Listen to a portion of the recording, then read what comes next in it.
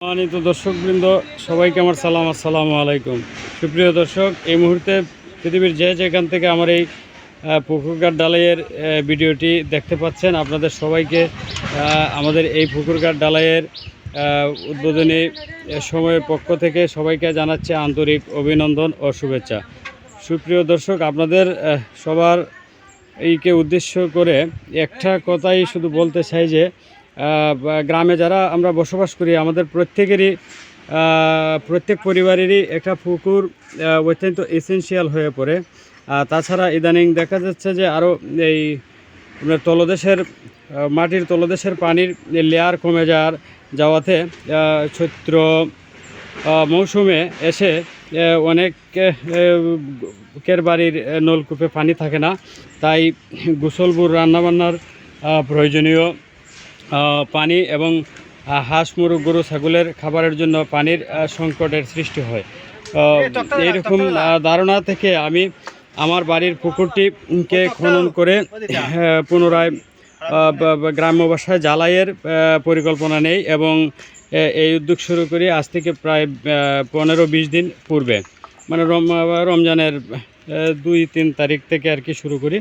তো সুপ্রিয় দর্শক, এই মুহূর্তে আমি আপনাকে দেখাচ্ছি গ্রামের একটি ছোটো পুকুরঘাট ডালাই কিভাবে হচ্ছে বা করা যায় এরকম। তো এই ডালাই কাজে নিয়োজিত আছে আমার অত্যন্ত প্রিয় এক ছোটো ভাই, তার নাম হচ্ছে মোহাম্মদ তৌফিক মিয়া। সে এই লোকাল এরিয়াতে রাজমিস্ত্রির কাজ করে।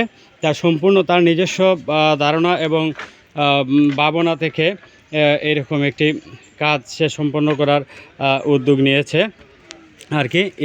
এখানে কোনো ইঞ্জিনিয়ার অথবা অন্য অ্যানাদার কোনো ফর্মুলা ব্যবহার করা হয়নি, সম্পূর্ণ তার। আর বাকিটা আমি বাকি তার সাথে সহযোগী হিসেবে ছিলাম আর কি। আর তার সাথে সহযোগিতা রয়েছে আমার আরেক ছোটো ভাই মোহাম্মদ নয়ন। সে একজন ইউটিউবার, খুব ভালো মানের ইউটিউবার, ইউটিউবিং করে। ইউটিউবিংয়ের পাশাপাশি আশেপাশে পাড়া প্রতিবেশীর বিভিন্ন কাজে সহযোগিতা করে সব সময়।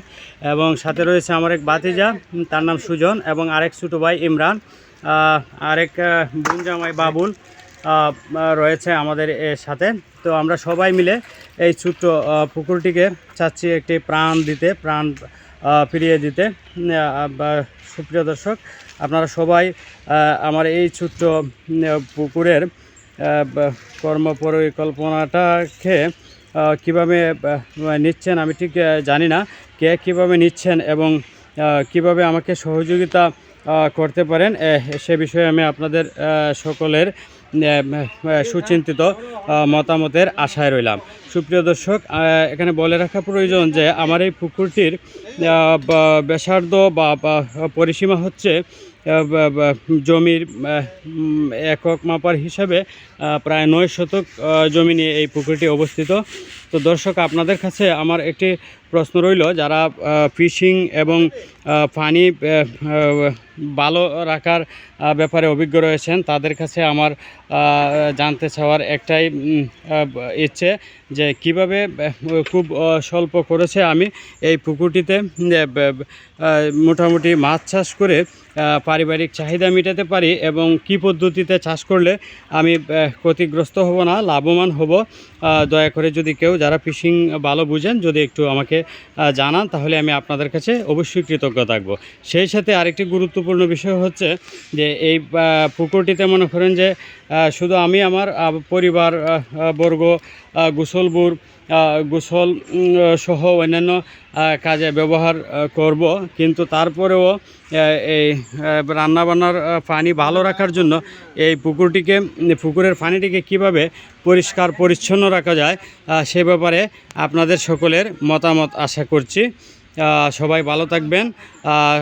শেষ সময়ে পুরো কমপ্লিট হওয়ার পরে আপনাদেরকে আবার আমি এই পুকুরঘাট ডালাইয়ের কাজটি দেখাতে নিয়ে যাব।